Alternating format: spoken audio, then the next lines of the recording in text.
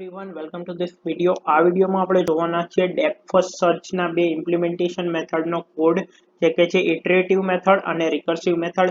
આ વિડીયોને સ્ટાર્ટ કરતા પહેલા જો આની પહેલાનો વિડીયો તમારે જોવાનો બાકી હોય, જેમાં કે મેં ડીએફએસ ડિટેલમાં એક્સપ્લેન કર્યું હતું, ડીએફએસ શું છે અને બંને ઇમ્પ્લિમેન્ટેશન મેથડનું પણ થિયરી મેં એક્સપ્લેન કરી હતી, એ જોવાનું બાકી હોય તો એ પહેલા જોઈ લેજો.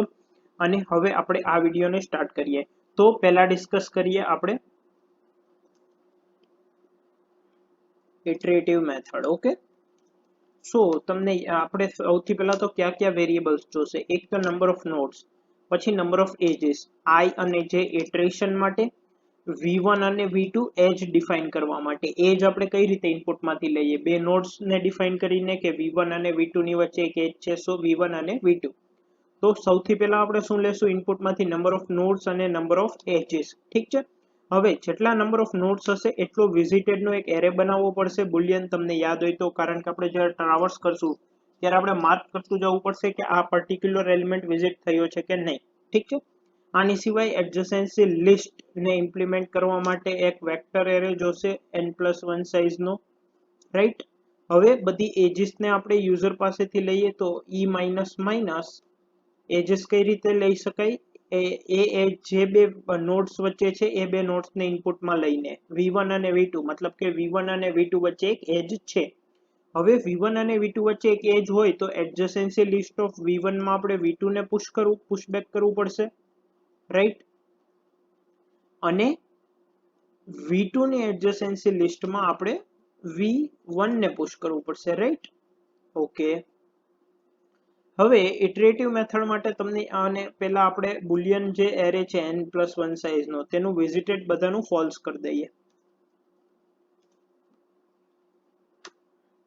તો visited of I equals to false. હવે આપણે જે ઇટરેટિવ મેથડ છે તેને ઇમ્પ્લિમેન્ટ કરશું તો તેનો જે આન્સર છે એ એક વેક્ટરમાં આપણે સ્ટોર કરશું. ઓલ્સો આપણે સ્ટેકની રિક્વાયરમેન્ટ થશે, જે કે મેં તમને એક્સપ્લેન કર્યું હતું થિયરી લેક્ચરમાં આની પહેલાનામાં, તો એ જોવાનો બાકી હોય તો એકવાર જોઈ લેજો, રાઈટ.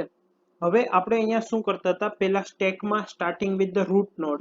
હવે અહીંયા હું 1 ને રૂટ તરીકે લઉં છું. 1 is treated as root node. ઠીક છે. હવે starting with the root node, સૌથી પહેલા આપણે સ્ટેકમાં પુશ કરતા હતા. જ્યારે પણ કોઈ પણ નોડ ને પુશ કરીએ ત્યારે એનું વિઝિટેડ આપણે ટ્રુ કરી દઈએ છીએ, રાઈટ.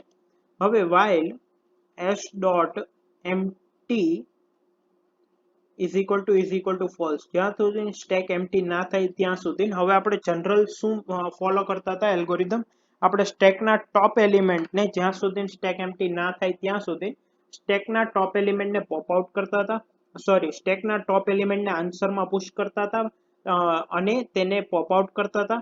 પછી જે ટોપ એલિમેન્ટ જેને આપણે પોપ આઉટ કર્યો તેના બધા એડજસન્ટ એલિમેન્ટ્સ જે કે વિઝિટ થવાના બાકી છે તેને સ્ટેકમાં પુશ કરતા હતા અને તેનું વિઝિટેડ ટ્રુ કરતા હતા. ફોર એક્ઝામ્પલ, હવે i equal to s.top. ઠીક છે. ટોપ એલિમેન્ટ આપણે સ્ટેકમાંથી લઈ લીધું. હવે આપણે i ને આન્સરમાં પુશ કરી દેશું, રાઈટ. તમને ના ક્લિયર થતું હોય તો આની પહેલાનો વિડીયો એકવાર જોઈ લેજો. હવે આપણે આન્સરમાં i ને પુશ કરી દીધું. હવે i ના જેટલા એડજસન્ટ એલિમેન્ટ છે જે વિઝિટ થવાના બાકી છે, અને જેટલા પણ એડજસન્ટ એલિમેન્ટ છે જે વિઝિટ થવાના બાકી છે તેને આપણે સ્ટેકમાં પુશ કરશું.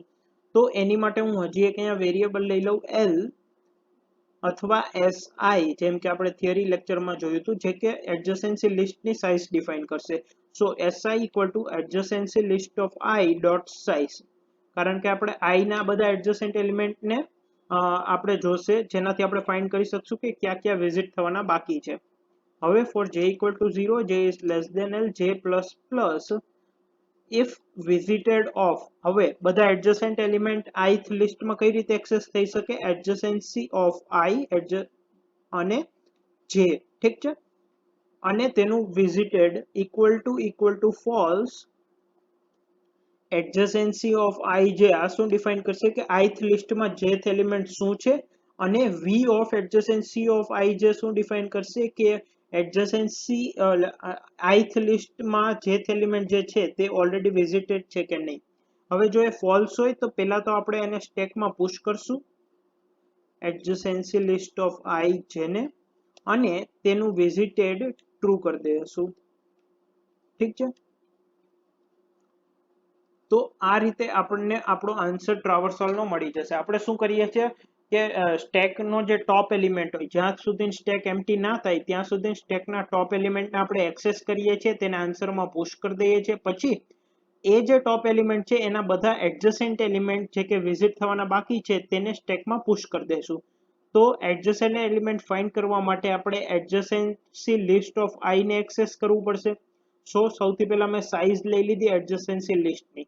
પછી for j equal to 0, j is less than si j plus plus if visited of adjacency of ij, મતલબ કે ith લિસ્ટમાં jth એલિમેન્ટનું વિઝિટ કરવાનું બાકી હોય equal to false, તો એને સ્ટેકમાં પુશ કરી દઈએ s ડોટ પુશ એડજસન્સી લિસ્ટમાં ઓફ i માં jth એલિમેન્ટ અને એનું વિઝિટેડ ટ્રુ કરી દઈએ.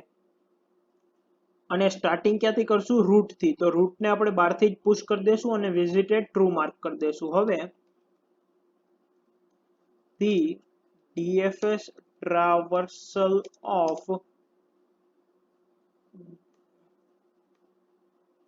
is L equal to answer dot size for I equal to 0, I is less than L, I plus plus answer of I. ઠીક છે, તો આ થઈ ગયું આપણું આન્સર ઓફ I. હવે હું ઇનપુટમાં શું દઈશ? નંબર ઓફ નોડ્સ ને નંબર ઓફ એजेस સૌથી પહેલી લાઈનમાં છે n અને e. તો અહીંયા હું 9 નોડ્સ ને 8 એजेस દઉં છું ને હવે હું 8 એજ ને ડિફાઇન કરવાનો છું. તો મારી આગળ અહીંયા ઓલરેડી ગ્રાફ ડ્રોન છે, તેની મદદથી હું અહીંયા એजेस ડિફાઇન કરું છું. તમે એકવાર પેપર ઉપર આ ગ્રાફને ડ્રો કરીને ઓબ્ઝર્વ કરજો, જેનાથી બેટર અન્ડરસ્ટેન્ડિંગ મળે આન્સરની. ઠીક છે, સો 1 અને 2 વચ્ચે એક એજ છે, 8 એजेस ડિફાઇન કરવાના છે, 9 નોડ્સ છે. 1 અને 5 વચ્ચે એજ છે, 2 અને 3 વચ્ચે એજ છે, 2 અને 4 વચ્ચે એજ છે, 5 અને 6 વચ્ચે એજ છે, 5 અને 7 વચ્ચે એજ છે, 6 અને 8 વચ્ચે એજ છે, 6 અને 9 વચ્ચે એજ છે. સો 9 નોડ્સ ને 8 એજીસ અને 8 એજ કયા બે નોડ વચ્ચે છે એ મેં ડિફાઇન કરી દીધું. હવે હું આને રન કરું. ઓકે, કમ્પાઇલેશન એરર આવે છે કંઈક. L is not declared, right? L9 SI.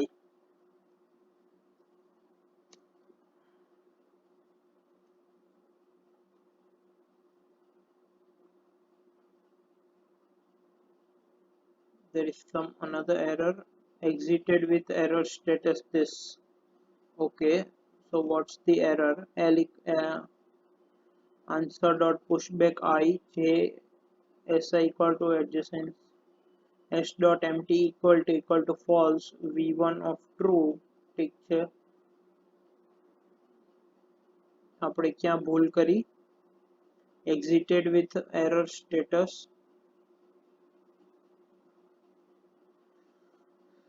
I is less than answer of I. Answer આપણે ક્યાં ડિક્લેર કર્યો છે? Vector answer stack, right. n number of nodes છે, e નંબર ઓફ એજીસ છે, અને I equal to 0, I is less than equal to n. એનું visited આપણે false કરી દીધું. ઓકે, દરેક એજ માટે v1 v2 v1 dot pushback v2 v2 dot pushback v1 v1 નું વિઝિટેડ ટ્રુ કરી દીધું. s dot empty equal to false. અચ્છા, આપણે s ડોટ પોપ તો કર્યું જ નથી, જેના કારણે ઇન્ફાઇનાઇટ ટાઈમમાં જાય છે. ટોપ એલિમેન્ટને એક્સેસ કર્યા પછી તેને પોપ આઉટ પણ કરવું પડશે. સો હવે આપણને આન્સર મળી ગયો છે. The ડીએફએસ traversal is 15769823243 which is one of the correct DFS traversal. અગર તમે આ ગ્રાફ પેન એન્ડ પેપર પર ડ્રો કરશો તો તમને બેટર અન્ડરસ્ટેન્ડિંગ મળશે, રાઈટ. સો આ થઈ ગયું ઇટરેટિવ મેથડ. હવે આપણે રિકર્સિવ મેથડ જોઈ લઈએ. આને હું આમનેમ રહેવા દઉં છું, આઉટપુટને આ while લૂપને કાઢી નાખું. ઠીક છે, 1 will be treated as root node. અહીંયા પણ આટલું સેમ રહેશે. અહીંયા સ્ટેકની જરૂર નહીં પડે. visited of I initially false કરી દેશું, n અને e number of nodes ને edges, અને આ adjacency list સેમ રહેશે, રાઈટ. હવે આ શું છે?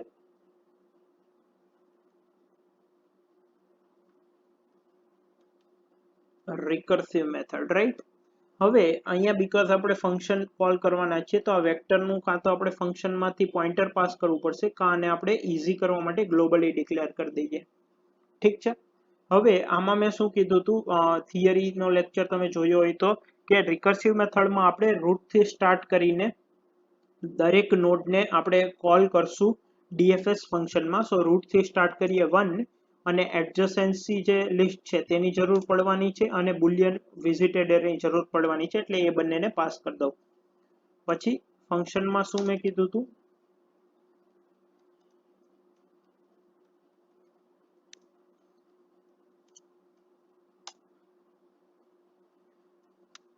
સૌથી પહેલા તો આન્સર ડોટ પુશ બેક આઈ, આન્સરમાં આઈ ને પુશ કરી દેશું અને વિઝિટેડ ઓફ આઈ ટ્રુ કરી દેશું. હવે કોઈ પણ આપણે રિકર્સિવલી આઈથ નોડમાં આપણે એન્ટર થયા રિકર્સિવલી ફંક્શન કોલ કરીને, તો પછી આપણે શું કરતા હતા, આઈ ને પહેલા તો આન્સરમાં પુશ કરતા હતા, તેનું વિઝિટેડ ટ્રુ કરતા હતા અને આઈ ના જેટલા પણ એડજસન્ટ નોડ્સ છે જે કે વિઝિટ થવાના બાકી છે તેને આપણે રિકર્સિવલી ફંક્શનના થ્રુ કોલ કરતા હતા. હવે આઈ ના જેટલા પણ એડજસન્ટ નોડ્સ છે તેને કઈ રીતે આપણે એક્સેસ કરશું, એડજસન્સી લિસ્ટ ઓફ આઈ ની મદદથી. તો ઇન્ટ જે અને એસઆઈ હું અહીંયા ડિક્લેર કરું છું, જ્યાં SI equal to adjacency list of I dot size હશે અને for J equal to 0, J is less than L, J plus plus if visited of adjacency list of I માં jth element equal to false, તો આને આપણે રિકર્સિવલી call કરશું ડીએફએસ માં અને આ વખતે કયો નોડ પાસ થશે, adjacency list of I, જે કે ડિફાઇન કરે છે કે ith લિસ્ટમાં jth એલિમેન્ટ અને adjacency લિસ્ટ અને આપણો Boolean variable Boolean array v. ઠીક છે. તો જેમ કે આપણે થિયરીમાં જોયું હતું એ રીતે આપણે અહીંયા ફંક્શનને રિકર્સિવલી કોલ કરીએ જ. કોઈ પણ નોડ આઈ પર આપણે પહોંચીએ રિકર્સિવલી કોલ કરતા કરતા, તો પહેલા તો એના આન્સરમાં પુશ કરી દઈએ છીએ, પછી એનું વિઝિટેડ ટ્રુ કરી દઈએ છીએ અને ith નોડના જેટલા પણ એડજસન્ટ એલિમેન્ટ છે જે કે વિઝિટ થવાના બાકી છે તેને રિકર્સિવલી આપણે કોલ કરીએ છીએ.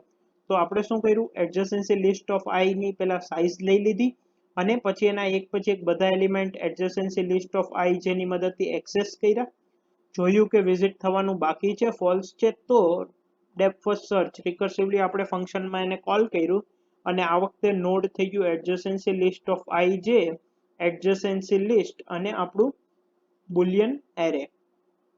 હવે આપણે આને એકવાર રન કરીને જોઈએ સેમ ઇનપુટ પર. Okay, some error is there, j is less than l. Okay,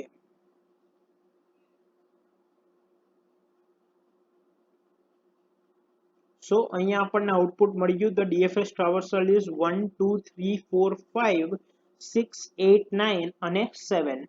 તમે આ ગ્રાફ ડ્રો કર્યો હશે તો તમને ખબર હશે this is also one of the correct answers. હવે many DFS answers are possible, depend કરે કે તમે આ જે એજીસ નું જે ઓર્ડર છે એ શું આપો છો. હું આ 2 4 અને 2 3 ને ઉપર નીચે કરી દઉં તો મારો આન્સર વેરી કરી શકે અને તમે ઇટરેટિવ મેથડ યુઝ કર્યું છે કે રિકર્સિવ મેથડ. સો આ આપણે 9 નોડ્સ અને 8 એજીસ, જ્યાં કે આ એજીસ મેં ડિફાઇન કરી છે તેની ઉપર બંને રીતના ડીએફએસ ટ્રાવર્સલ કરીને જોઈ લીધું, ઇટરેટિવ મેથડમાં અને રિકર્સિવ મેથડમાં.